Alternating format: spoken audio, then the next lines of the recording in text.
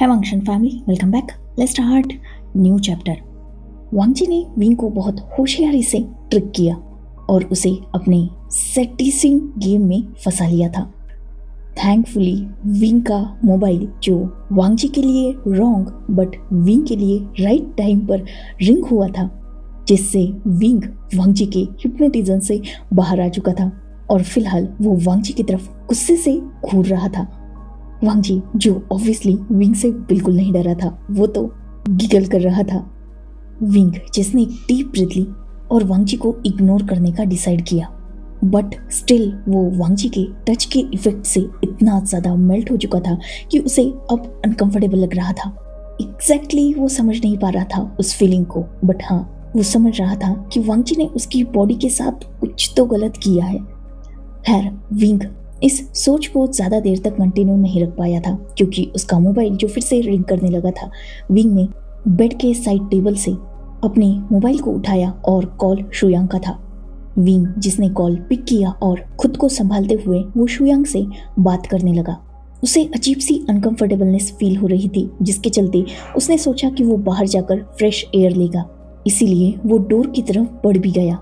अभी उसने डोर के नॉब पर हाथ रखा ही था उसे अनलैच करने के लिए, तब तक वांग जी ने ही विंग के आर्म को पकड़ के उसे फिर से अपनी तरफ टर्न कर लिया था, जिससे विंग उसी डोर पे प्रेस हुआ था। शुयांग जो विंग को कुछ बता रहा था, पर वांग जी ने विंग का मोबाइल उसके हाथ से ले लिया और उसे डिस्कनेक्ट कर दिया। विंग जो कुछ बोलने ही वाला था, तभी वांग जी ने उसकी तरफ मॉकिंगली देखा। आप इस हालत में बाहर जाने के बारे में सोच रहे हैं? क्या आपको आपकी रेपुटेशन की थोड़ी भी परवाह नहीं है? ये सुनते ही विंग को समझ नहीं आया। वो वेली ड्रेस्ड अप है, हाँ शायद थोड़ा मैसी भी हुआ होगा, बट उसके चलते उसकी रेपुटेशन कैसे रूल इन होने वाली है, ये बात उसे समझ नहीं आई। बट वांग जी ने आंखों से ही इशारा किया था नीचे की तरफ, और अब जाकर विंग को फील हुआ कि एग्जैक्टली उसकी बॉडी के साथ क्या हुआ है। वो शॉक था। उसने इन सारी चीज़ों के बारे में सुना था, देखा था, बट आज तक इसे फील नहीं किया था। किसी अल्फा के वो इतने करीब आया ही नहीं कि कोई उसे अनकंट्रोल या फिर हार्ड कर पाए, जो वांग जी ने कर दिया था। ऑब्वियसली जो सेंसेशन उसने 28 ईयर्स में कभी फील ही नहीं की, उसका साइड इफेक्ट उसे समझ में ही नहीं आया। और वांग जी सही कह रहा है, अगर वो ऐसे बाहर जाता तो डेफिनेटली उसकी इज्जत की धज्जियां उड़ जाती, क्योंकि ये क्लियरली नोटिस हो रहा है। विंग ने इस हरकत के लिए वांग जी को ग्लेयर किया एंड वांग जी, उसके फेस पर सॉफ्ट स्माइल थी। वो विंग के करीब बढ़ा और वो दोनों भी एक दूसरे की आंखों में देख रहे थे। फिलहाल जहां विंग की आंखों में गुस्सा था, वही वांग जी, उसकी आंखों में अभी भी वही नॉटीनेस और टीजिंग थी। इट्स ओके, ये बिल्कुल नॉर्मल है। I am responsible for this and I will take responsibility. Wang ji, जो अपनी बात कंप्लीट करते करते विंग के सामने अपने नीज पर बैठ चुका था, और विंग ये देखकर समझ चुका था कि वांग जी क्या करना चाहता है या क्या सोच रहा है। उसने वांग जी को रोकने के लिए तुरंत उसके फोरहेड पर अपनी फिंगर रखी और उसे दूर करने की कोशिश की, बट वांग जी, जो विंग की तरफ ही देख रहा था, आसानी से उस फिंगर को अपने फोरहेड से हटा चुका था। बिना विंग की बात माने वांग जी ने डायरेक्टली उसकी लोअर को उतार दिया। विंग जो कोशिश कर रहा था वांग जी को रोकने की, but still Wang Ji strong था विंग से। उसने विंग के दोनों हाथों को एक ही हाथ में होल्ड करके उसके टमी के पास होल्ड कर लिया था, जिस वजह से विंग अपने हाथों का यूज नहीं कर पा रहा था। वही वांग जी, जो अपने दूसरे हाथ से विंग को बहुत सॉफ्टली टच कर रहा था, जिससे विंग भी फिर से कहीं ना कहीं मेल्ट होने लगा था। कुछ ही देर बाद विंग को एक वार्मथ फील हुई और उसने एक डीप ब्रीथ ली। आईज क्लोज कर चुका था वो। जो लिप्स कुछ देर पहले वांग जी को रोक रहे थे, अब वही लिप्स ब्रेकिंगली वांग जी का नाम ले रहे थे। वांग जी ने विंग का हाथ छोड़ दिया था और विंग का हाथ फिलहाल वांग जी के हेयर्स में था। ये फर्स्ट टाइम था उसकी एंटायर लाइफ में जब उसने इतना प्लेजर फील किया था। उसका पूरा माइंड बिल्कुल ब्लैंक हो चुका था। ये तो उससे भी अमेजिंग लग रहा था उसे, जो कुछ देर पहले वांगजी ने उसके साथ किया। ज़्यादा वक्त नहीं लगा था और विंग ने खुद को रिलीज कर दिया था। वो डीप ब्रीथ ले रहा था और तुरंत ही खुद की बॉडी को लूज छोड़ चुका था, जिसे समझ के वांगजी ने तुरंत विंग को होल्ड कर लिया था। वो विंग की तरफ देख रहा था जो बिल्कुल स्वेटी लग रहा था, डीप ब्रीथ ले रहा था। उसकी आइज जैसे बिल्कुल नशे में थी और वो अपनी हाफ ओपन आइज से वांगजी को देख रहा था। वांगजी ने उसे अच्छे से अपनी बाहों में होल्ड किया और बेड पर लेटा दिया। विंग, जो अब तक अपनी बॉडी को अनकंफर्टेबल फील कर रहा था, वो अब थोड़ा नॉर्मल फील करने लगा था। उसे बेटर फील हो रहा था। वांगजी, जो विंग के बारे में इतना तो जान चुका था कि विंग ये सब शौक नहीं पालता और वो बिल्कुल क्लीन है, तो उसने विंग को बेड पर लेटाने के बाद एक क्लॉथ को लाकर विंग के फेस को और उसकी थोड़ी स्वेटी बॉडी को क्लीन किया। विंग, जिसने अब तक खुद को संभाल लिया था और वो बेड पर बैठा हुआ था, वांगजी को गुस्से से घूर रहा था, बट वांगजी स्टिल विंग को इग्नोर करके बस उसकी केयर कर रहा था। मनी, पावर, पोजीशन, एग्जैक्टली तुम मुझसे क्या चाहते हो जो मेरे साथ ऐसे डर्टी गेम्स खेल रहे हो? वांगजी, जो विंग के हाथ को होल्ड किए उसके हाथ को सॉफ्टली रब कर रहा था, उसने विंग के इस क्वेश्चन पर विंग की आंखों में देखा। कुछ देर तक उसने विंग से आई कांटेक्ट बरकरार रखा, देन अपनी बात स्टार्ट की। योर लव, अटेंशन, केयर, बस इतना चाहता हूँ मैं आपसे। जिसे आप डर्टी गेम्स कह रहे हैं ना, वो मेरे लाइफ के प्रीशियस मोमेंट्स हैं। So please don't insult. इस सब के चलते तुम जानते हो वांगजी, अपनी बाउंड्रीज क्रॉस कर रहे हो तुम, जिसके लिए तुम्हें पे करना होगा। Accept responsibility. I am ready to bear consequences.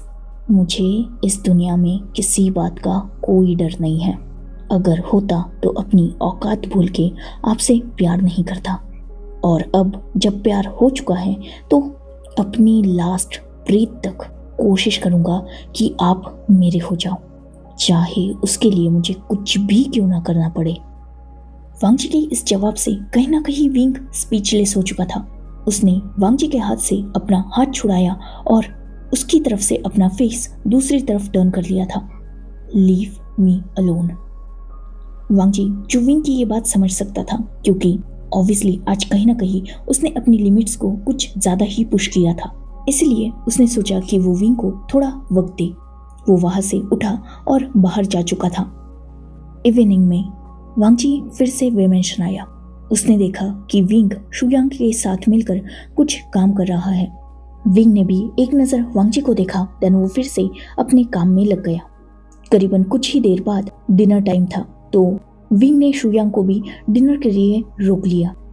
Finally वो तीनों भी डिनर टेबल पर थे और अपना डिनर शांति से एंजॉय कर रहे थे।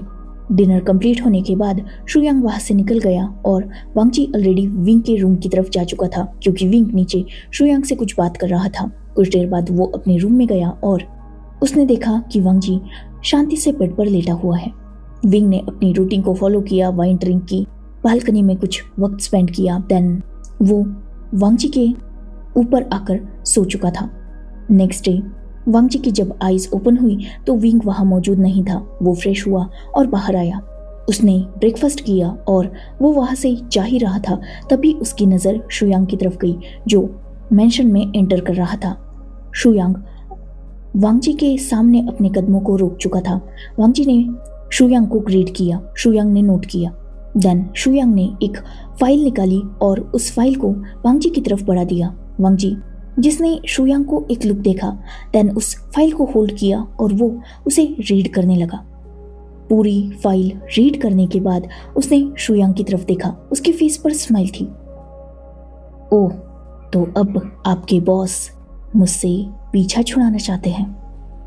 वांगजी, जो कहीं ना कहीं फाइल पढ़ के थोड़ा गुस्सा भी हो चुका था, बट स्टिल खुद को कंट्रोल करके वो शुयांग से कामली बात कर रहा था, और कहीं ना कहीं वांगजी की बातों में वो गुस्सा शुयांग भी समझ रहा था। वो एक कदम वांगजी की तरफ बढ़ा और उसने वांगजी के शोल्डर पर हाथ रखा। तुम अभी भी छोटे हो, पूरी जिंदगी है तुम्हारे सामने। अगर थोड़ा स्ट्रगल करोगे तो एक सक्सेसफुल लाइफ और ब्राइट फ्यूचर होगा। क्यों किसी ऐसे इंसान की लाइफ में इंक्लूड होने की कोशिश कर रहे हो जो इंसान फीलिंग्स, इमोशंस, इन सारी चीज़ों से कोसों दूर है? क्या लगता है तुम्हें कि तुमने वी वुशियान को पूरी तरीके से समझ लिया? वांग जी, अगर तुमने वी वुशियान को पूरी तरीके से समझ लिया होता तो एक बेड पर सोने के बावजूद भी तुम दोनों अब तक क्लीन नहीं होते। जैसे विंग की लाइफ बाहर से दिखती है वैसी सॉल्ट आउट बिल्कुल नहीं है।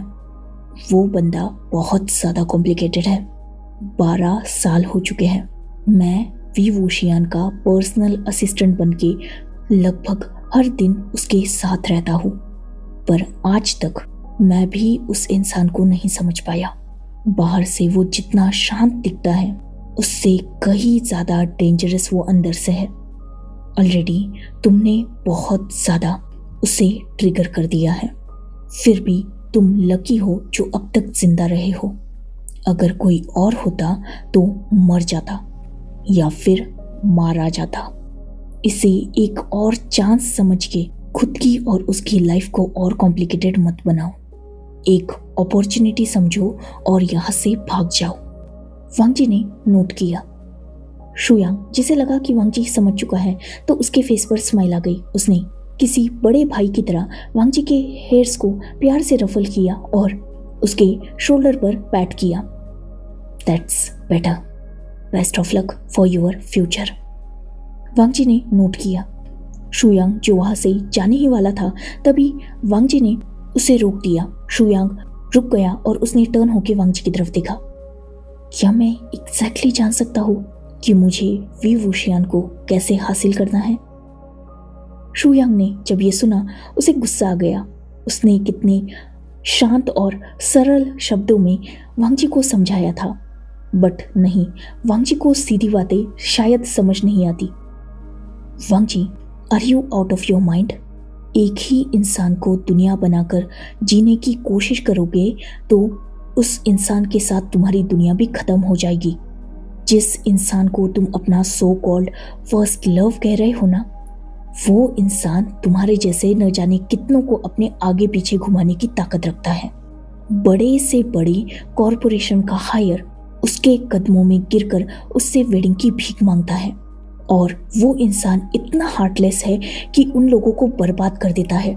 ये तक नहीं सोचता कि वो लोग उसका बुरा नहीं चाह रहे थे, बस उसका साथ चाह रहे थे। जब वो लोग वी वुशियान को अपनी पावर, पोजीशन, पैसे से इम्प्रेस नहीं कर पाए, तो तुम्हें सच में लगता है कि एक नॉर्मल सा मेल मॉडल जिसकी एज विंग से इतनी कम है, तुम्हारे पास कुछ भी नहीं है और तुम उसे हासिल कर लोगे? लाइक सीरियसली, कौन से ड्रीम वर्ल्ड में जी रहे हो तुम? रियलिटी को देखो।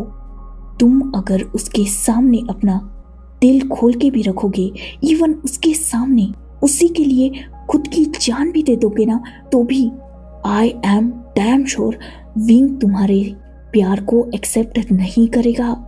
पूरी लाइफ है तुम्हारे सामने। तुम्हारे ऊपर डीप इन्वेस्टिगेशन करवाई थी विंग ने मुझसे, जिस वजह से मैं तुम्हें अच्छी तरीके से जानता हूँ। इतने इंटेलिजेंट हो, ब्रेव हो, लाइफ में आगे बढ़ सकते हो। आई एम श्योर अगर किसी बात पे फोकस करोगे तो उसे हासिल कर ही लोगे। अब तो तुम्हारे पास अच्छा खासा मनी है।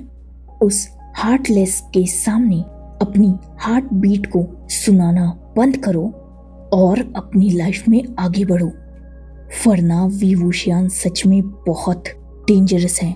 तुम्हें इस कंट्री से भिगवाने के बारे में भी वो मुझसे बात ऑलरेडी कर चुका है। अगर आज तुमने मेरी बात नहीं मानी तो किसी अननोन कंट्री में तुम लावारिसों की तरह घूमोगे। अगर मेरी ये भी बात तुम्हें समझ में नहीं आ रही तो ठीक है, आगे तुम्हारी मर्जी। बाद में तुम ना वी वुशियान को और ना मुझे क्रूअल होने के लिए ब्लेम करोगे। जिस इंसान के दिल में रहने के तुम सपने देख रहे हो ना, वो इंसान तुम्हें अपनी नज़रों से इतना दूर कर देगा कि तुम उसकी एक झलक देखने के लिए तक तरस जाओगे। बाकी तुम्हारी मर्जी। एज अ बिग ब्रदर मैं तुम्हें जस्ट एडवाइस दे सकता था, क्योंकि मैंने तुम्हारे बारे में पता किया है और तुमसे सिंपैथी रखता हूँ, तो मैंने अपनी तरफ से तुम्हारी हो सके उतनी हेल्प कर दी है। तुम्हारे हाथ में जो फाइल है वो पेपर्स तो तुमने पढ़ ही लिए। तुम्हारा वो मेल मॉडल का कॉन्ट्रैक्ट ऑलरेडी कैंसिल हो चुका है, अब तुम फ्री हो। तो बंद करो ये बचकानी हरकतें और अपनी लाइफ में आगे बढ़ो।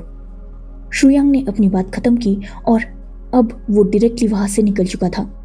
वांग जी जो शांति से वहां खड़ा था और उसके हाथ में वही फाइल थी। कुछ ही देर बाद वो भी वहां से निकल चुका था। 4 साल बीत चुके थे। ना विंग की लाइफ में कहीं वांग जी का अता पता था, ना वांग जी की लाइफ में कहीं विंग का अता पता था। ह्यूमन ब्रेन भी कितना इंटरेस्टिंग होता है ना।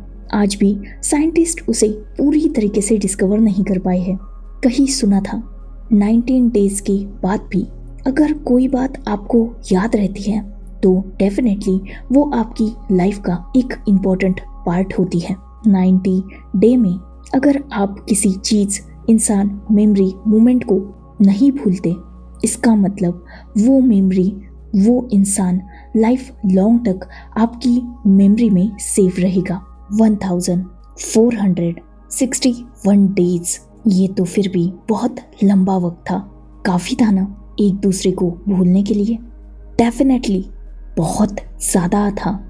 इतना लंबा वक्त बीतने के बावजूद वे कॉरपोरेशन के टॉप फ्लोर पर अपने ऑफिस में बैठा उस साइलेंट प्लेस पर 32 इयर्स ओल्ड वो ब्यूटीफुल ओमेगा आज भी क्यों इंसानों से नहीं बल्कि एक फोटो से कनेक्टेड फील कर रहा था? क्यों आज भी जिसे वो ह्यूमन पिलो समझता था, सिर्फ अपनी रिलैक्सिंग और कामिंग स्लीप के लिए जिसे हायर किया था, उसे आज भी वी वुशियान याद कर रहा था? इंसान एग्जैक्टली क्या होता है? बेवकूफ या फिर डरपोक? जिसे दिल से चाहता है उसे ही क्यों खुद के पास होल्ड करके रखने में उसे इतना डर लगता है? और क्यों किसी चीज या पर्सन की वैल्यू इंसान को तभी समझ में आती है जब वो चीज या इंसान उसकी लाइफ से हमेशा के लिए कहीं दूर निकल जाते हैं? सब कुछ खोने के बाद सिवाय आंसू, याद, अकेलेपन और ना खत्म होने वाले इस साइलेंस के अलावा अब वो इंसान चाह करता है उस चीज की जिसे वो ऑलरेडी खो चुका है। तब वांग जी को अपनी लाइफ से निकालने का डिसीजन विंग ने बहुत आसानी से ले लिया था, पर 4 साल बाद भी वो उस डिसीजन पे रिग्रेट कर रहा है। तब उसे डर था कि कहीं उसके पेरेंट्स की तरह ही वो वांग जी को भी खो ना दे।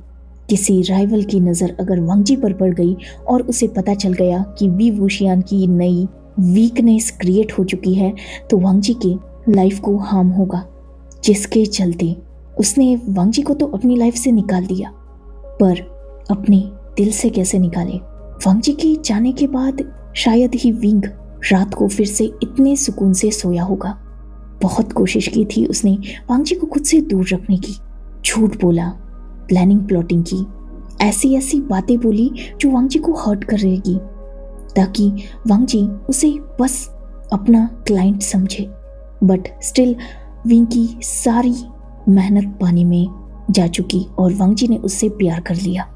उससे भी बड़ी गलती ये है कि विंग ने भी वांग जी से प्यार कर लिया, और विंग तो अपना प्यार वांग जी से भी पहले समझ चुका था। वांग जी ने उससे कन्फेस भी नहीं किया था, उससे पहले ही विंग करीबन 7-8 दिन तक उससे दूर रहा किसी और कंट्री में। उसे लगा था कि किसी और की वार्मथ में भी उसे नींद आ जाएगी। कोशिश की थी उसने कुछ मेल मॉडल्स को आउट ऑफ कंट्री में खुद के पास बुलाकर उनकी बाहों में सोने की। आधा घंटा भी वांग जी उन्हें अपने रूम में अपने बेड पर टॉलरेट नहीं कर पाया। विंग उन्हें अपने बेड पर अपने रूम में टॉलरेट नहीं कर पाया। लगातार 8 दिनों तक विंग ने अकेले सोने की कोशिश की, अलग अलग अल्फाज को ट्राई किया, बट जो सुकून, जो वार्मथ वांग जी के बाहों में थी वो कोई और विंग को प्रोवाइड नहीं कर पाया। तब भी वो समझ चुका था कि उसका दिल वांग जी से जुड़ चुका है।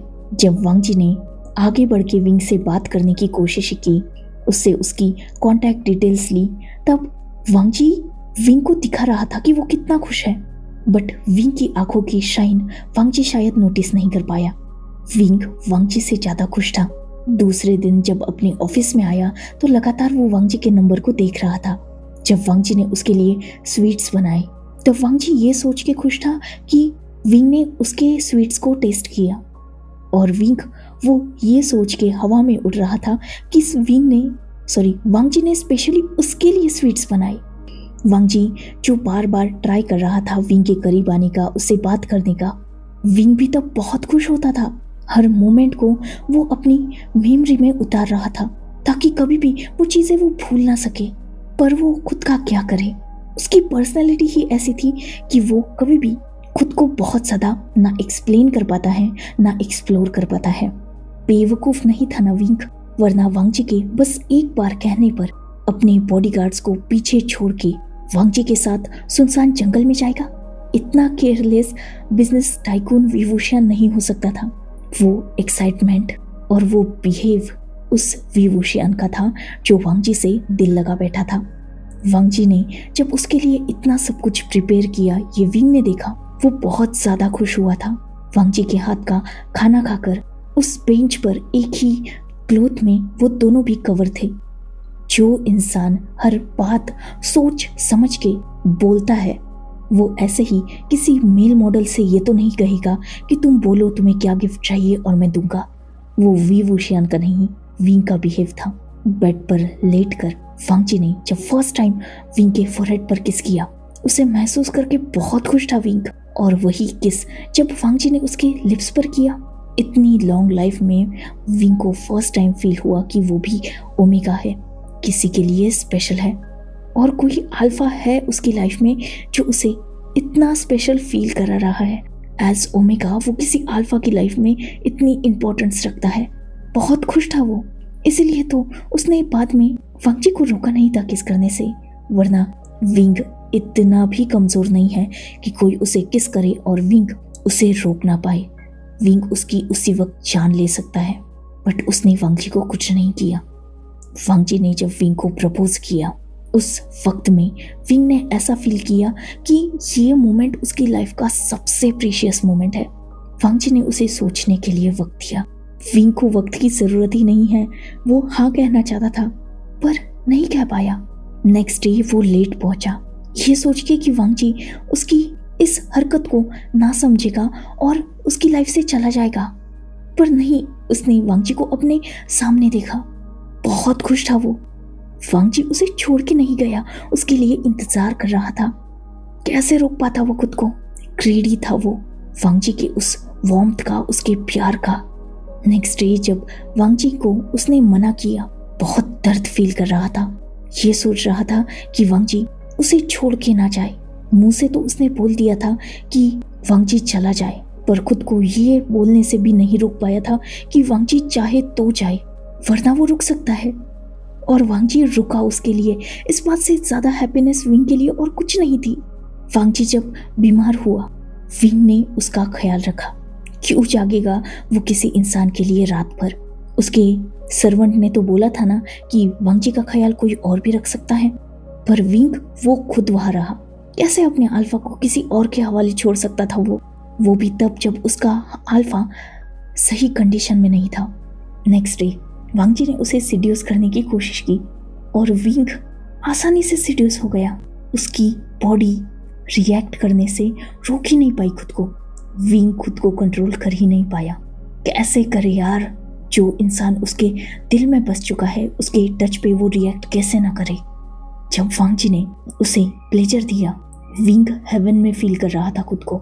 हर एक पल, हर एक मोमेंट, हर एक मेमोरी आज भी विंग की जहन में बिल्कुल ताज़ा है, जैसे ये रिसेंटली ही, मतलब जस्ट कुछ मोमेंट पहले की ही बातें हो।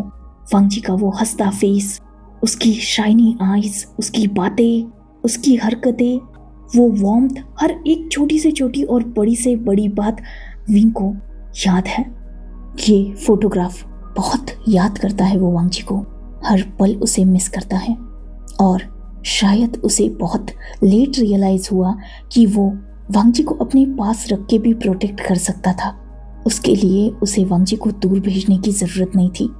कंडीशन ये है कि अब विंग वांगजी के लिए हर पल तरस रहा है। पिछले 3 सालों से वो लगातार वांगजी को ढूंढ रहा है, पर वांगजी वैनिश हो चुका है।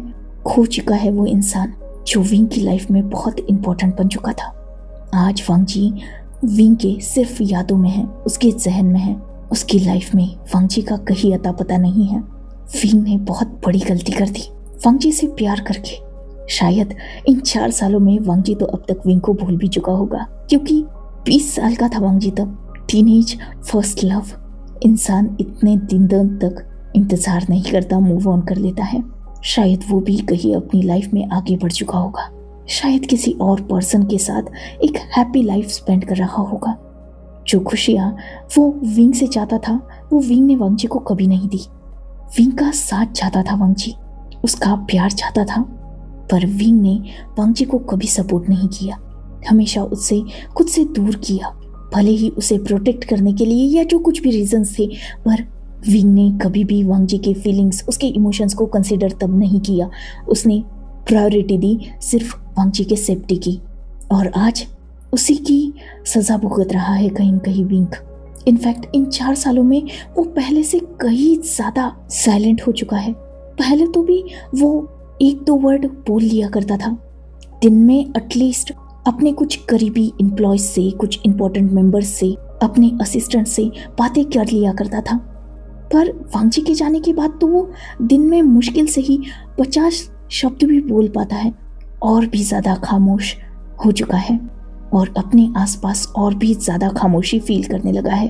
पहले परेशान था वो अपने ही अंदर के शोर से, अब वो परेशान है वांगजी की यादों से, या यूं कहा जाए वो उन यादों से परेशान नहीं है, उन यादों में बेवकूफों की तरह जी रहा है। वो एक इंसान जिसे खो चुका है, जो अब जानता भी नहीं है वो कि उसका है भी या नहीं। उसके वो लेकर वो 4 सालों में न जाने कितने सपने देख चुका है, वो भी खुली आंखों से, क्योंकि नींद तो उसकी उस इंसान के साथ ही चली गई।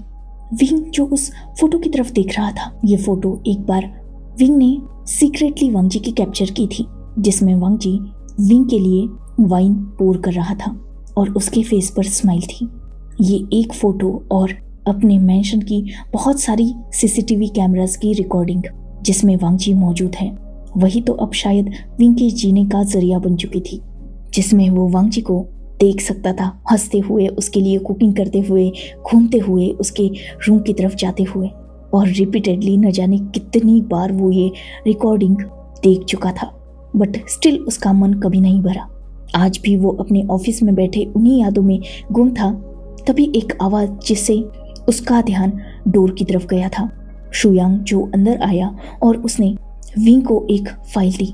कुछ ही देर बाद उसकी मीटिंग थी जिसकी डिटेल्स लेकर शुयांग आया था। विंग ने उस फोटो को बहुत संभाल के अपनी ऑफिस टेबल पर रख दिया, बिल्कुल अपनी आंखों के सामने, और वो शुयांग से उस फाइल्स की डिटेल्स सुनने लगा।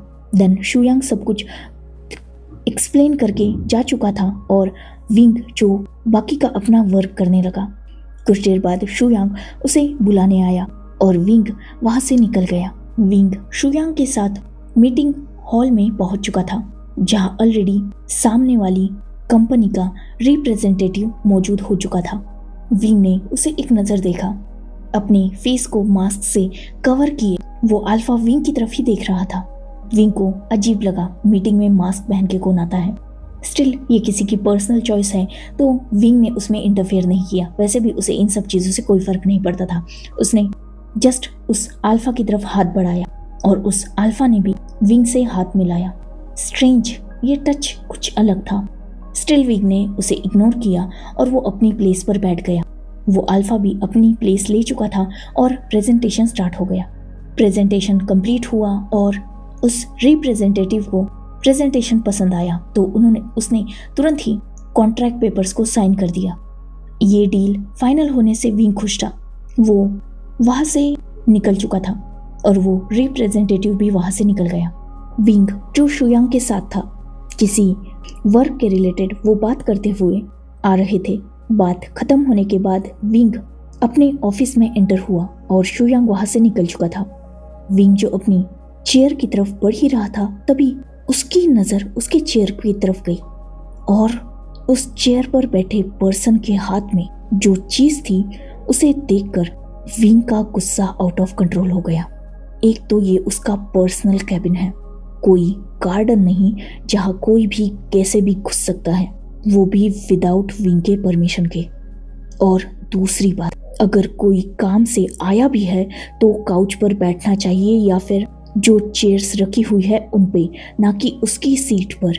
इस पर्सन ने ना सिर्फ विंग की प्लेस पर बैठने की गलती की है, बल्कि विंग की सबसे प्रीशियस चीज को तक इसने छुआ है। हमेशा काम रहने वाला विंग आज खुद को कंट्रोल नहीं कर पाया। डायरेक्टली वो चेयर की तरफ बढ़ा और सबसे पहले उसने उस पर्सन से वो फोटो फ्रेम ही छीनी थी, वही वांगची की फोटो फ्रेम। उसे टेबल पर रखने के बाद विंग ने डायरेक्टली उस रिप्रेजेंटेटिव के कॉलर को होल्ड कर लिया था और वो गुस्से से उसकी आंखों में देख रहा था। वो रिप्रेजेंटेटिव जो खुद भी विंग की आंखों में देख रहा था और विंग को ये बिल्कुल पसंद नहीं आया। एक तो इसकी हरकतें बिल्कुल इम्प्रॉपर है, बिल्कुल मैनरलेस पर्सन है ये। इससे बेसिक मैनर्स की तक समझ नहीं है। इसे रिप्रेजेंटेटिव बनाया किसने? क्या इतनी बड़ी पोस्ट ये मैनरलेस इंसान डिजर्व भी करता है? फिलहाल विंग के दिमाग में यही सारी बातें चल रही थी, बट गलती की है तो सजा तो वो देगा। बिना सोचे समझे विंग ने उसे स्ट्रांगली पंच कर दिया था, जिससे वो रिप्रेजेंटेटिव जो नीचे गिर चुका था, विंग जो उसे गुस्से से देख रहा था और वो पर्सन जिसने विंग को एक लुक देखा, देन ज्यादा रिएक्ट ना करते हुए वो फ्लोर से उठ गया। खुद के क्लोज को ठीक करते हुए वो फिर से विंग के सामने स्ट्रांगली खड़ा रहा। उसका फेस अभी भी मास्क से कवर था। विंग जो अपना दूसरा पंच भी बना चुका था उसे हिट करने के लिए, इवन वो बीच हवा में था, तभी उस रिप्रेजेंटेटिव ने विंग का हाथ होल्ड कर लिया, या यूं कहा जाए वही पंच, और विंग के हाथ को मोड़ दिया था, जिससे विंग जो टर्न हो गया और उस रिप्रेजेंटेटिव ने बहुत होशियारी से विंग के बैक के पीछे उसके एक हाथ को अपने एक हाथ से होल्ड कर लिया था। विंग जो ऑब्वियसली कमजोर तो नहीं था, उसने काउंटर अटैक करने की कोशिश की, पर उस रिप्रेजेंटेटिव ने विंग का दूसरा हाथ भी पकड़ लिया और उसे अपने करीब खींच लिया। विंग जो छटपटा रहा था और खुद को छुड़ाने की कोशिश कर रहा था। I will kill you. Wing की ये बात शायद उस रिप्रेजेंटेटिव को ट्रिगर कर चुकी थी या कुछ और पता नहीं, पर उस रिप्रेजेंटेटिव ने अपने दूसरे हाथ को विंग के टमी पर रख दिया था और वो उसे सहला रहा था। विंग जो बहुत स्ट्रांगली छटपटा रहा था, खुद को छुड़ाने की कोशिश कर रहा था, पर वो पर्सन ऑब्वियसली स्ट्रांग अल्फा था, तो उसने विंग को अच्छी तरीके से पकड़ लिया था। विंग ने जब देखा कि वो रिप्रेजेंटेटिव अपनी हदें भूलकर आगे बढ़ रहा है, वो और भी स्ट्रांगली खुद को प्रोटेक्ट करने के लिए मूव करने लगा। अपने गार्ड्स को आवाज देने के लिए विंग ने अपना मुंह खोला ही था, तभी उस पर्सन ने विंग के मुंह को ढक दिया था, जिससे विंग आवाज तक नहीं निकाल पा रहा था। वो पर्सन जो खुद भी समझ सकता था कि विंग बहुत ज्यादा स्ट्रांग है और इसे कंट्रोल करना इतना आसान नहीं है। ऑब्वियसली विंग छटपटा रहा था, तो अब कहीं ना कहीं वो भी मैनेज नहीं कर पा रहा था खुद को। सच में एज ओमेगा भी विंग बहुत ज्यादा स्ट्रांग था। उस रिप्रेजेंटेटिव ने बहुत होशियारी से विंग के मुंह में अपना हैंकी घुसेड़ दिया, जिससे विंग कुछ बोल ना पाए, और सबसे पहले उसने अपने एक हाथ को फ्री किया। देन उसने अपनी टाई निकाली और विंग के हाथों को बांध दिया पीछे की तरफ ही। विंग जो बहुत ज्यादा स्ट्रगल कर रहा था, पर अब उसके हाथ बन चुके थे और मुंह से वो कुछ बोल नहीं पा रहा था। साथ ही उस घटिया इंसान के हाथ वो फिलहाल अपने क्लोथ्स पर देख सकता था। उस रिप्रेजेंटेटिव ने विंग के शर्ट को अनबटन कर दिया था। उसके नीचे की लगभग 3 बटन्स ओपन थी। विंग को लेकर वो विंग की ही चेयर पर बैठ चुका था। विंग जो लगातार छटपटा रहा था क्योंकि वो उसकी लैप में था, पर वो पर्सन जो विंग को पूरी तरीके से ग्रैब कर चुका था, और जहां एक तरफ उसका एक हाथ विंग के शर्ट के अंदर उसकी टमी और ऊपर की तरफ पड़ रहा था, वही उसका दूसरा हाथ विंग के पैंट के अंदर जाने की कोशिश कर रहा था। विंग जो स्ट्रांगली रेजिस्ट कर रहा था, बट स्टिल वो कुछ भी कर नहीं पाया। फर्स्ट टाइम ऐसा हो चुका था कि वो बिल्कुल हेल्पलेस था। उसके आंखों से आंसू बहने लगे थे। उसे बिलीव नहीं हो रहा था कि कोई अल्फा उसे इतनी आसानी से बीट करके उसके साथ ऐसी हरकतें भी कर सकता है।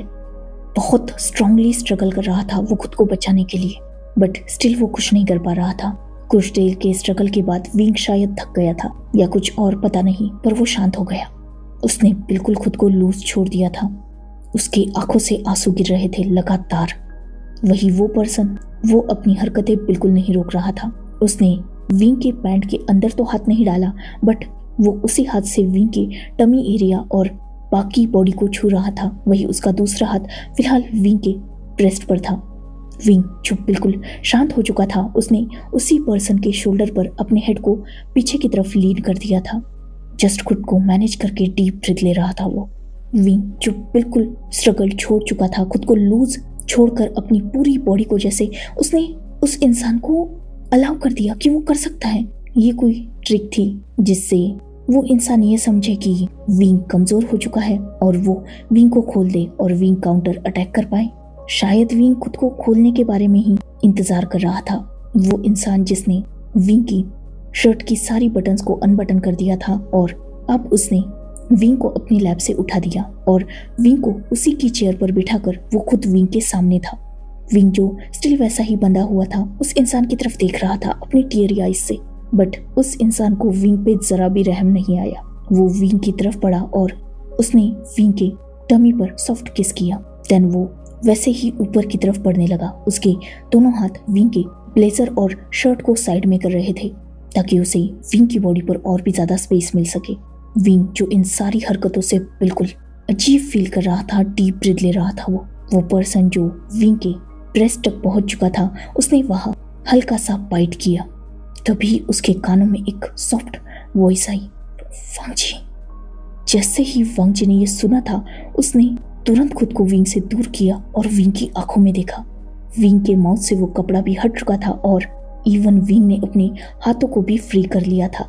वो शांत इसलिए नहीं हुआ था क्योंकि उसे कुछ ट्राई करना था या इस इंसान को अपने आप से दूर करने की कोशिश करनी थी। अगर करना होता तो वो कब का कर चुका होता। वो कुछ ही देर बाद महसूस कर चुका था कि वो पर्सन है जो विंग के साथ ये सब कुछ करने का हक रखता है। तो कैसे रोकता वो वांगजी को। उसने स्ट्रगल बंद करके वांगजी के सामने खुद को सबमिट कर दिया। वांगजी जिसे लगा था कि विंग ये सब कुछ हारने के बाद कर रहा है, बट उसे जब समझ में आया कि विंग ऑलरेडी उसे पहचान चुका है, उसे अजीब लगा था। क्योंकि भले ही उसने अपनी मास्क को भी हटा दिया था, पर उसके हेयर्स ने उसके फेस को बिल्कुल कवर कर दिया था। विंग के हाथ बंधे हुए थे तो चांस ही नहीं था कि विंग उसका फेस देख पाता, क्योंकि उसका फेस पहले ही नीचे झुका हुआ था। वांगजी जो सरप्राइजिंगली विंग की तरफ देख रहा था, पर विंग जिसके आंखों में आंसू थे, उसने डायरेक्टली वांगजी को अपनी तरफ खींचा और वो उसे किस करने लगा। वांगजी भी उसे किस बैक कर रहा था। दोनों की भी आंखों में आंसू थे और दोनों भी पागलों की तरह एक दूसरे को किस कर रहे थे।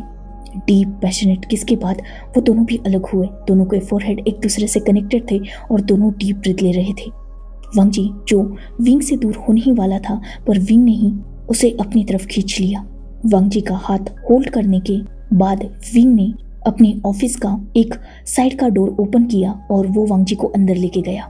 ये एक पूरा रूम था जहाँ विंग कभी कभी अपने क्लोथ्स वगैरह चेंज करता था या यूज करता था इसे। विंग ने वो डोर लॉक किया और वांगजी को अंदर लाकर बेड पर थ्रो कर दिया था। ऑलरेडी वांगजी उसके शर्ट को तो अनबटन कर ही चुका था। विंग ने उस अपनी शर्ट और ब्लेजर दोनों को उतार कर साइड में फेंक दिया और वो डायरेक्टली वांगजी के ऊपर जा चुका था। वांगजी जिसके फेस पर स्माइल आ चुकी थी, उसने विंग की तरफ देखा और सॉफ्टली कहा, आई एम सॉरी, मैं जस्ट तुम्हें। पर विंग जिसने वांगजी की आगे की बात पूरी होने ही नहीं दी, डायरेक्टली वांगजी की तरफ झुक के उसने वांगजी के ईयर्स में जस्ट विस्पर किया, alpha, just claim me, make me yours, I want you, just fuck me. Wangji जो बिलीव नहीं कर रहा था कि ये वही ओमेगा है जो ये बातें शायद ही कभी बोलता, इमेजिन तक नहीं किया था उसने। बट उसकी ओमेगा की परमिशन थी, उसकी ओमेगा ने कुछ चाहा था तो वांगजी पीछे थोड़ी ना हटेगा।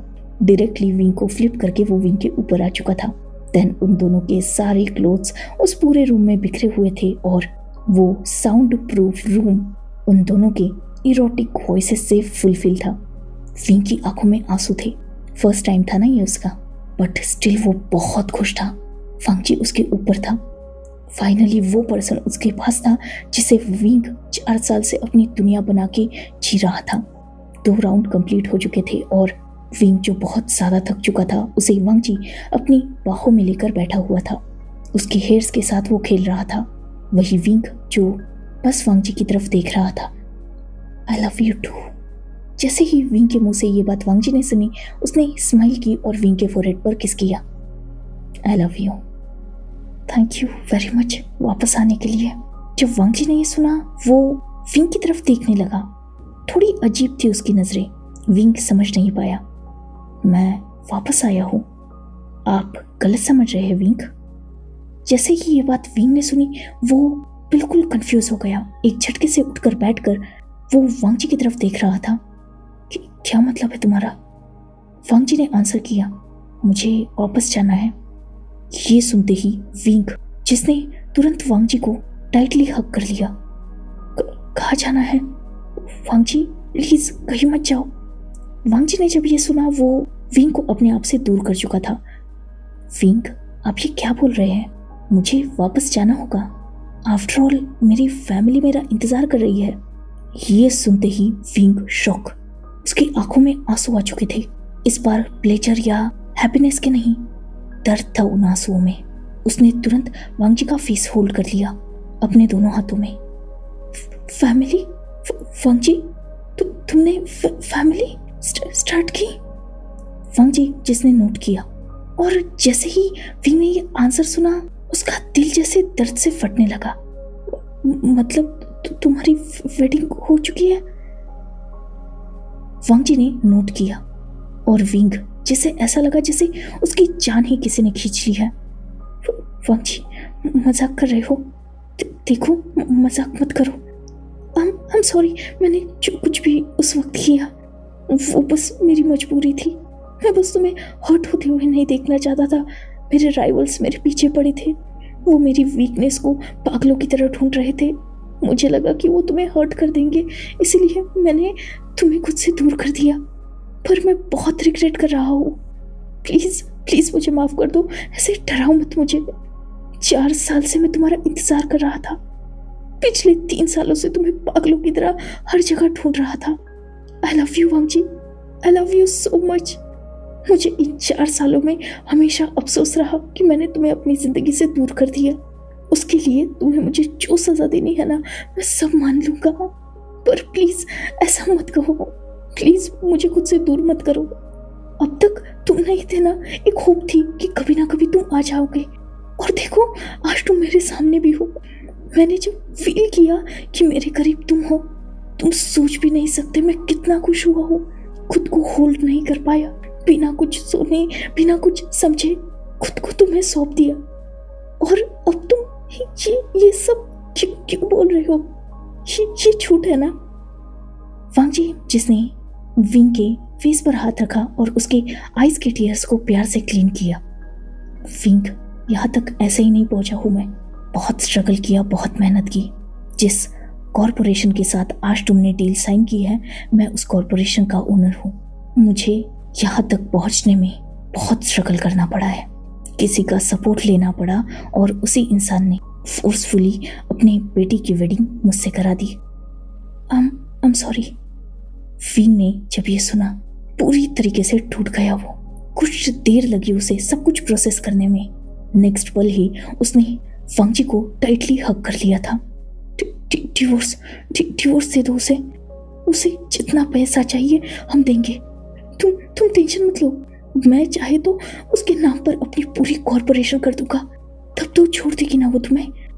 डोंट वरी, अब मैं तुम्हें नहीं खोऊंगा। कुछ भी करके तुम्हें अपने पास रखूंगा। मैं तुम्हारे बिना नहीं जी सकता वांगजी। प्लीज उसके पास जाओ, उसे कन्विंस करो, या मैं बात करता हूँ उससे। उसे जो भी चाहिए ना वो सब कुछ दूंगा मैं। तुम्हारे बदले उसे सब कुछ दूंगा मैं। वांगजी ने जब ये सुना उसने विंग को खुद से दूर किया और विंग की आंखों में देखा। वो मुझे नहीं छोड़ेगी विंग, उसे पैसे की कोई कमी नहीं है। ये सुनते ही विंग जो बिल्कुल सैड हो चुका था, वांगजी ने अपनी बात कंटिन्यू की। सिर्फ एक ही रास्ता है हमारे पास, हमें हमारा रिलेशनशिप सीक्रेट रखना होगा। ये सुनते ही विंग जिसने वांगजी की तरफ देखा, क्या कहना चाहते हो तुम? हम दोनों का अफेयर? क्या तुम डायरेक्टली मुझे अपनी मिस्ट्रेस का टाइटल दे रहे हो?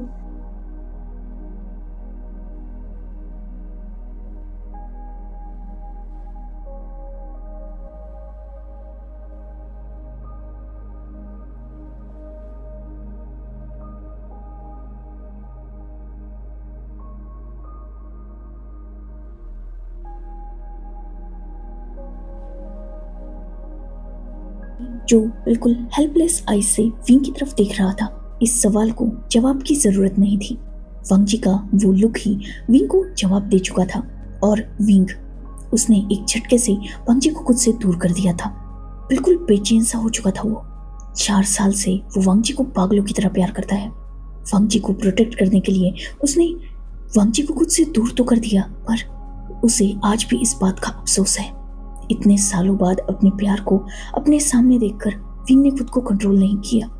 अपनी लिमिट्स तक उसने क्रॉस कर दी और अब जब उसे लग रहा था कि सब कुछ ठीक हो गया, तभी एग्जैक्टली उसे दूसरे ही पल फील हुआ था कि वो बिल्कुल डिस्ट्रॉय हो चुका है। कुछ भी सोच समझ नहीं पा रहा था विंग। उसकी आंखों से लगातार आंसू गिर रहे थे। वही वांग जी जो विंग के करीब आया और उसने विंग के फेस पर हाथ रखा, जिससे विंग ने वांग जी की तरफ देखा। बहुत सैडनेस और बहुत सारे टीयर्स थे विंग की आंखों में। I am sorry, I am really sorry. मुझे कैसे भी करके सक्सेसफुल बनना था, आपके काबिल बनना था ताकि मैं आपको हासिल कर पाऊँ। मैंने कोशिश की थी सब कुछ रोकने की, पर नहीं कर पाया। लास्टली मुझे वो वेडिंग करनी ही पड़ी। बट इट्स ओके ना विंग, किसी को कुछ नहीं पता चलेगा। विंग, जिसने वांग जी का हाथ अपने फेस से हटा दिया और उसे अपने हाथ में होल्ड कर लिया। शायद किसी तीसरे को कुछ ना पता चले, पर जो 2 लोग हमारी लाइफ में सबसे इम्पोर्टेंट है, उन दोनों को तो सच्चाई पता है ना वांग जी। तुम्हें सच्चाई पता है और मुझे सच्चाई पता है, और इस दुनिया में हम दोनों से बढ़कर कोई नहीं हो सकता। दुनिया गलत बोलेगी, मैं सह लूंगा, पर जब खुद मिरर में खुद से नजरें नहीं मिला पाऊंगा, वो कैसे सहूंगा? ये सही नहीं है Wang ji. Go back to your life. जैसे ही ये बात वांग जी ने सुनी थी, उसने विंग की तरफ देखा। थोड़ा गुस्सा था उसकी आंखों में। मैंने तुम्हारे लिए इतना सब कुछ किया, सिर्फ तुम्हें हासिल करने के लिए। मैं एक अनवांटेड रिलेशनशिप में स्टक हो चुका हूँ। सिर्फ तुम्हारे काबिल बनने के लिए मैंने अपनी लाइफ के 4 साल वेस्ट कर दिए, और आज जब मैं तुम्हारे काबिल बन चुका हूँ तो मुझे वापस भेजना चाहते हो विंग? प्लीज ऐसा मत करो मुझे खुद से दूर। विंग, जो खुद बहुत ज्यादा रो रहा था, उसने खुद की आईज को क्लीन किया और वांग जी के फेस को जेंटली होल्ड किया। वांग जी, मैंने तुम्हें खुद से दूर सिर्फ तुम्हें प्रोटेक्ट करने के लिए भेजा था, क्योंकि तब मेरे राइवल्स और मेरे एनिमीज मेरी वीकनेस को पागलों की तरह ढूंढ रहे थे। जब मैं अब्रॉड गया था, मुझ पे अटैक हुआ था। मैंने वहां से जैसे तैसे सरवाइव किया था, और तभी से मेरे अंदर डर था कि कोई मेरे चलते तुम्हें भी हर्ट ना कर दे, इसीलिए तुम्हें खुद से दूर किया। रीजन ये कभी नहीं था कि तुम मेल मॉडल थे या फिर तुम्हारे पास मनी नहीं था। वो तो मेरे पास बहुत सारा था। तुम्हारी सक्सेस, हैसियत, औकात, मुझे किसी चीज से कोई फर्क नहीं पड़ता था। जस्ट मेरी मजबूरी थी तब तुम्हें वो सब कुछ पोर्ट्रे करने की। मुझे नहीं पता था कि मेरी एक गलती की सजा मुझे ऐसे मिलेगी। मैं तुम्हें गलत नहीं कह रहा, गलती सिर्फ मेरी है। मैं मेरी लाइफ में मेरे लव्ड वन को कभी भी सेव नहीं कर पाया। और रही बात इस सिचुएशन की, तो मुझे डर इस बात का नहीं है कि दुनिया को हमारा रिश्ता पता चल जाएगा और उसके बाद मेरी इंसल्ट होगी। मुझे कोई फर्क नहीं पड़ता, दुनिया मुझे किसी भी नाम से बुलाए, मैं सह सकता हूँ।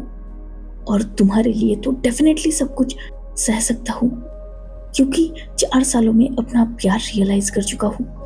हर पल खुद पे और खुद के डिसीजंस पे रिग्रेट किया है मैंने, बट स्टिल हम दोनों साथ नहीं रह सकते। वांग जी, तुमने मेरे लिए इतना सब कुछ किया, पर इन सब चीजों में उस ओमेगा की क्या गलती है जो तुम्हें अपना अल्फा मानती है? मैं किसी ओमेगा से उसका अल्फा नहीं छीन सकता। और अगर वो तुम्हें इतना प्यार करती है फिर तो डेफिनेटली नहीं कर सकता। खुद को और दुनिया को धोखा शायद मैं एक पल के लिए दे भी दूं, पर किसी इनोसेंट ओमेगा के लाइफ को डिस्ट्रॉय करने का रिस्क मैं नहीं ले सकता।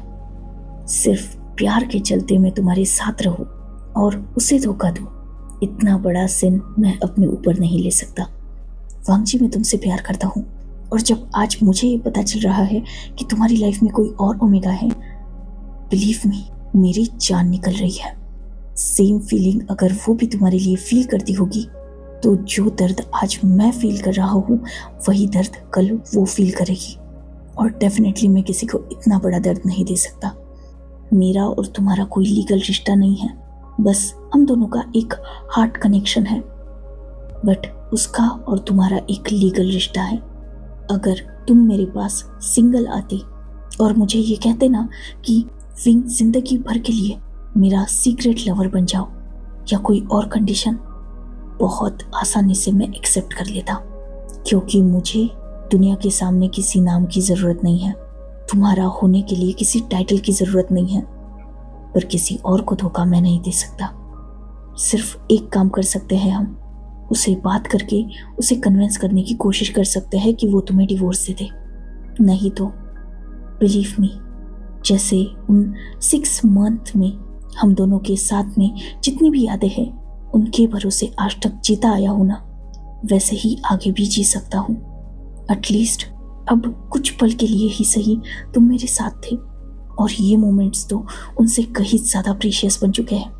तो हाँ, ये मुझे जीने में सपोर्ट कर सकते हैं, बट बेटर होगा कि हम आगे ना मिले, कभी भी ना मिले, क्योंकि अगर आगे हम कभी मिले ना तो मैं खुद को रोक नहीं पाऊंगा। शायद कुछ गलत करने के लिए मैं खुद को मजबूर करूं, एंड डेफिनेटली विभूषण इतना नहीं गिरेगा। आई एम सॉरी वांगजी, मेरी एक बेवकूफ़ी ने हम दोनों को ख़त्म कर दिया। मैंने कभी नहीं सोचा था हम दोनों के लिए ये सब कुछ इतना डिफ़िकल्ट हो जाएगा। विंग ने अपनी बात कंप्लीट की और वो बेड से उठ चुका था।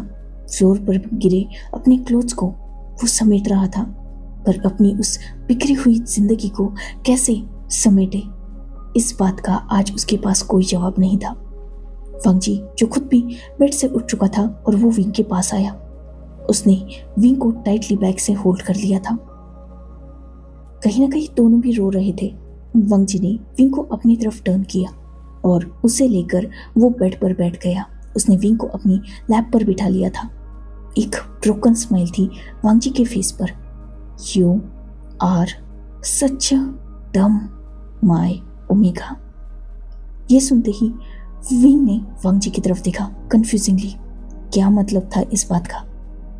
वांगजी, जिसके फेस की स्माइल बढ़ चुकी थी, उसने खुद के आईज को क्लीन किया और विंग के फोरहेड पर किस किया। क्या मैंने तुम्हें अपनी सेक्सुअलिटी नहीं बताई थी? I am demisexual. जब तक मैं किसी से इमोशनली अटैच नहीं होता तब तक किसी के साथ भी फिजिकल रिलेशनशिप में बिल्डअप नहीं कर सकता। तुमसे कहा था ना मैंने कि मैं तुमसे इमोशनली अटैच हो चुका हूँ, और अब मेरी दुनिया में या तो तुम रहोगे या तो कोई नहीं। जिस इंसान को हासिल करने के लिए मैंने लगातार 4 साल इतना स्ट्रगल किया है, तुम्हें सच में लगता है कि मैं इतना गिर जाऊंगा कि उसे मिस्ट्रेस का टाइटल दूंगा? विंग, जो ये सुन के शॉक हो चुका था। What do you mean Wangji? Wangji, जिसने स्माइल की और विंग के फोरहेड पर अपनी 2 फिंगर से हिट किया। पागल, मैं सिंगल हूँ, तुम्हारे अलावा किसी और को खुद पे हक दे ही नहीं सकता। ये सुनते ही विंग, जो वांगजी के लैब से उठ चुका था, और उसने वांगजी को क्लियर किया। तुम मुझे बेवकूफ बना रहे थे? मजाक था ये सब कुछ? वांगजी, जो हंसने लगा और बेड से उठ गया, उसने विंग को होल्ड किया और अपने करीब किया। तुम्हारी लाइफ में बस अपनी प्लेस ढूंढ रहा था, जानना चाहता था कि तुम्हारे लिए मैं कितना इंपॉर्टेंट हूँ, इसलिए छोटा सा झूठ बोला क्योंकि इस बार खुद को हर्ट होते हुए नहीं देखना चाहता था। दूसरे ही पल वांग जी के फेस पर विंग ने जो स्लैप किया था, उसकी आवाज अभी भी उस रूम में गूंज रही थी। पुलिस ढूंढ रहे थे या मेरी जान निकाल रहे थे? इतना भद्दा मजाक किया तुमने मेरे साथ। वांग जी, जिसे लगी बहुत जोर से थी, बट स्टिल उसने रिएक्ट नहीं किया, जस्ट विंग की तरफ देखा। विंग, मेरे लिए आप बहुत ज्यादा इंपॉर्टेंट है, इतने इंपॉर्टेंट कि सिर्फ आपके काबिल बनने के लिए मैंने इन 4 सालों में बिजनेस वर्ल्ड में कदम रखकर एक नई पहचान बनाई है। मैं किसी भी हालत में बस आपको खोना नहीं चाहता था, जानना चाहता था कि इन 4 सालों में हर पल जितना मैं तड़पा हूँ आपके लिए, उतना ही आप भी तड़पे हो या नहीं। आपका प्यार मेरे लिए कितना है। मुझे लगा कि थोड़ा टेस्ट करना चाहिए, क्योंकि पास्ट में आपकी हर एक बात ने मुझे हर पल तोड़ा है। आपका मुझे ये कहना कि मैं आपके लिए सिर्फ एक पिलो हूँ, आपकी लाइफ में मैं सिर्फ एक मेल मॉडल था जो मनी के लिए ग्रीडी, इनफैक्ट एक गोल्ड डिगर था।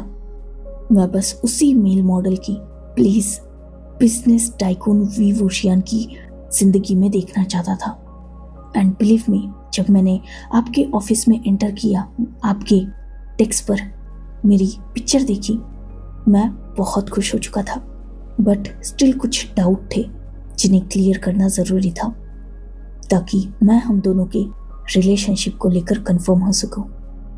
वांग जी ने जब अपनी बात खत्म की, विंग ने उसे रिप्लाई किया, इतना बड़ा झूठ बोलने का इतना सिली रीजन दे रहे हो तुम मुझे? बेवकूफ हो वांग जी, मैं तुमसे किस हद तक प्यार करता हूँ इसका डायरेक्ट एग्जाम्पल दिया मैंने, बिना कुछ भी सोचे समझे। 4 साल के बारे में कुछ भी तुमसे पूछे, डायरेक्टली तुम्हें अपने रूम में लाकर तुम्हारे साथ अपनी बॉडी शेयर की मैंने। क्या ये बात काफी नहीं थी तुम्हें समझाने के लिए? बिना तुम्हारा फेस देखे, बस तुम्हारे टच और तुम्हारी सांसों से मैंने तुम्हें पहचान लिया। ये काफी नहीं था जो इतना भद्दा झूठ बोला तुमने? नहीं था काफी, मेरे लिए सिर्फ उतना काफी नहीं था विंग। मुझे खुद को कैसे भी करके ये बिलीव दिलाना था कि आप मुझसे बेपनाह प्यार करते हो, उतना ही जितना मैं आपसे करता हूँ। मैं जानना चाहता था कि आपकी लाइफ में मेरी कितनी इंपॉर्टेंस है। जैसे उस वक्त बिना कुछ किए हम दोनों का एक इनलीगल रिश्ता दुनिया के सामने था, मैं बस ये जानना चाहता था कि वैसा ही रिश्ता आप मेरे साथ आज रख सकते हैं या नहीं। और मुझे मेरा जवाब मिल गया। वांग जी ने अपनी बात कंप्लीट की और उसने विंग को अपनी तरफ खींच लिया था। विंग के लिप्स से उसने अपने लिप्स को अटैच कर लिया और वो उसे किस करने लगा। विंग, जो वांग जी से गुस्सा था, वो वांग जी को खुद से दूर करने की कोशिश कर रहा था, बट वांग जी कहाँ रुकने वाला था। उसने वैसे ही विंग को फिर एक बार बेड पर थ्रो कर दिया था। विंग के हाथ में जो कपड़े थे वो फिर से फ्लोर पर कहीं बिखरे हुए थे और वांग जी विंग के ऊपर था। इस बार वांग जी अग्रेसिव था, स्टार्टिंग की तरह जेंटल नहीं, क्योंकि अब वो समझ चुका था कि विंग उसे उसी हद तक प्यार करता है जितना वो खुद विंग से करता है। इन 4 सालों में वांग जी ने बहुत कुछ सहा था, तो ऑब्वियसली उसका इनसिक्योर होना शायद सही भी था। तो विंग को आजमाना शायद इतना बुरा आइडिया नहीं था, क्योंकि इससे वांग जी को विंग के प्यार का लेवल समझ आया। पर वो बेवकूफ ये भूल चुका था कि प्यार में लेवल्स नहीं होती। प्यार में इंसान वो बाउंड्रीज तक क्रॉस करता है जो उसने खुद सेट की होती है, और वो भी जो दुनिया ने सेट की होती है। गुस्सा था विंग वांग जी के इस छोटे से एक्ट से, पर वांग जी ने उसे अच्छी तरीके से बेड पर मना लिया था। फिलहाल वो दोनों भी एक दूसरे की बाहों में थे और दोनों के फेस पर सेटिस्फेक्शन था।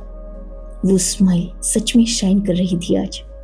वैसे ही किसी और ओमेगा के साथ तुम्हें एक्सेप्ट करने के लिए मैंने तो डिनाई कर दिया ना था ना, फिर भी तुम्हें मेरा प्यार समझ आया कैसे? विंग के इस सवाल पर वांग जी ने विंग की तरफ देखा, उसके फोरहेड पर किस किया। माय ओमेगा, मैं बस इतना जानना चाहता था कि दुनिया के सामने अगर मैं तुम्हें एक्सेप्ट करने से डिनाई कर दूं तो फिर भी तुम मेरे साथ रहोगे या नहीं? तुमने उसका जवाब हाँ दिया, इवन खुद उस पॉइंट को क्लियर किया। तुम मुझे छोड़ने के लिए इसलिए रेडी नहीं थे कि तुम मुझसे प्यार नहीं करते। तुम किसी थर्ड पर्सन का टाइटल कैरी करने से नहीं डर रहे थे, तुम डर रहे थे उस थर्ड पर्सन का दिल हर्ट होने से। और एग्जैक्टली मैं यही तो सुनना चाहता था कि तुम मेरे लिए कुछ भी कर सकते हो। फेक कॉरपोरेशन का हायर, कंट्री का सक्सेसफुल बिजनेस टाइकून मेरे लिए अगर मेरा सीक्रेट लवर बनने के लिए रेडी है तो उसके प्यार की लिमिट्स मैं सोच भी नहीं सकता। फाइन। विंग वांगजी के आंसर से सेटिस्फाइड था। तो अब वेडिंग करें? ये सुनते ही विंग ने वांगजी की तरफ देखा। वेडिंग? ऑब्वियसली वेडिंग, क्योंकि अब तुमसे एक पल के लिए भी मैं दूर नहीं रह सकता। स्पेशली जब मेरे ओमेगा ने मुझे इतनी प्रीशियस चीज हैंड ओवर की है, तो उसके बिना तो अब शायद मैं एक पल भी जी ना पाऊं। 4 साल से सोया नहीं हूँ ठीक से, अब बस तुम्हें होल्ड करके सोना चाहता हूँ, जिसके लिए हम दोनों को साथ होना होगा। दुनिया के सामने अपना ओमेगा बनाकर तुम्हें क्लेम कर लूंगा, ताकि कोई भी और मेरे ओमेगा की तरफ आंख उठा के ना देखे। वांगजी की इस बात पर विंग ने नोट किया। सोया तो मैं भी नहीं हूं। आफ्टर ऑल मेरा पिलो गुस्सा होके जा चुका था, तो नींद मेरी भी ले गया। इस बात पर विंग ने और वांगजी दोनों ने स्माइल की। वांगजी जो विंग को वैसे ही होल्ड किए, फाइनली आज खुश था। उन दोनों में कुछ बातें हुई। देन बहुत लंबे वक्त से वो दोनों सोए नहीं थे। एक डीप स्लीप तो बनती थी। आफ्टर ऑल आज उन दोनों के पास अपना अपना पिलो भी था और लाइफ पार्टनर भी, सुकून भी था और बहुत सारा प्यार भी। शुयांग, जिसने डायरेक्टली आज विंग के ऑफिस में जाने के लिए सबको मना कर दिया था। विंग की सारी मीटिंग्स उसने कैंसिल कर दी थी और बाकी वर्क वो संभाल रहा था। ऑब्वियसली वांगजी ने सबसे पहले शुयांग को अपनी आइडेंटिटी बताई थी, इसीलिए तो इतनी आसानी से वांगजी विंग के ऑफिस तक पहुंच पाया था। और शुयांग जानता था कि वांगजी और विंग को एक साथ वक्त चाहिए, जो वक्त वो उन दोनों को दे भी रहा था। विंग के ऑफिस का डोर तब ओपन होगा जब वो दोनों चाहेंगे। तब तक उन दोनों को कोई डिस्टर्ब ना करे, इस बात का पूरा ख्याल खुद शुयांग रखेगा। एक मेल मॉडल जिसे हायर किया गया था सिर्फ खुद को सुलाने के लिए, एज अ पिलो उसे यूज करने के लिए, वही मेल मॉडल वी वुशियान का अल्फा बन चुका था। वही लान वांगजी खुद के सर्वाइवल के लिए मेल मॉडल का जॉब मजबूरी में करने गया था वो, और उसे फर्स्ट क्लाइंट ही एक यूनिक बंदा मिला जिसने बॉडी प्लेजर के लिए नहीं, सिर्फ सोने के लिए उसे हायर किया था। उसी से वांगजी प्यार कर बैठा और सिर्फ उसे हासिल करने के लिए 4 साल तक उसने अपनी भी नींदें गंवा दी। बट फाइनली दोनों एक दूसरे की बाहों में थे। अपने अपने बीमारी का इलाज फाइनली उन्हें मिल चुका था। वो साइलेंस जो पहले विंग को बेचैन करती थी, वांगजी के आने के बाद थोड़ा सुकून मिला था उसे। जाने के बाद उसी साइलेंस में वो वांगजी की यादें ढूंढने लगा। और अब जब फाइनली उसने अपने प्यार को हासिल कर लिया है, डेफिनेटली आगे की लाइफ में जो भी साइलेंट होगा वो विंग को ना स्ट्रेस देगा ना आंसू, बहुत सारा सुकून देगा, क्योंकि उस साइलेंट में वांगजी के दिल की धड़कनें और उसकी सांसें हमेशा विंग के साथ होगी। ना कोई इंसान परफेक्ट होता है, ना कोई स्टोरी। जिससे प्यार करो उसमें सिर्फ अच्छी आदतें मत ढूंढो, बुरी आदतों को एक्सेप्ट करके उस इंसान को अपनी लाइफ में जगह दो, क्योंकि इस दुनिया में परफेक्ट कोई नहीं और कुछ नहीं, ना कोई रिश्ता, ना कोई प्लेस, ना कोई इंसान। और अगर दुनिया की नज़र से देखोगे तो गॉड भी तुम्हें गलत लगने लगेगा, और इंसान की नज़र में जब गॉड परफेक्ट नहीं तो कोई चीज़ कैसे ही परफेक्ट हो सकती है। इंसान की मेंटालिटी जस्ट ऐसी है कि हमने सक्सेस हासिल कर लिया तो हमारी मेहनत, नहीं हासिल कर पाए तो किस्मत में नहीं थी, और किस्मत कौन लिखता है? गॉड। तो गॉड ने हमारे साथ गलत किया। सो इस मोहमाया से आगे बढ़ के किसी एक के साथ आगे बढ़ना और लाइफ टाइम तक उसके साथ लॉयल रहना, यही दोनों के रिश्ते को परफेक्ट बनाता है। सो इनफ फॉर टुडे, ये फैन फिक्शन यही खत्म होता है। आई होप कि आपको पसंद आया। अगर पसंद आया होगा तो लाइक, शेयर, सब्सक्राइब, कमेंट और एक हाइप मैं डिजर्व करती हूँ एंड डेफिनेटली आप लोग करेंगे मुझे support. Goodbye, take care, enjoy your beautiful life.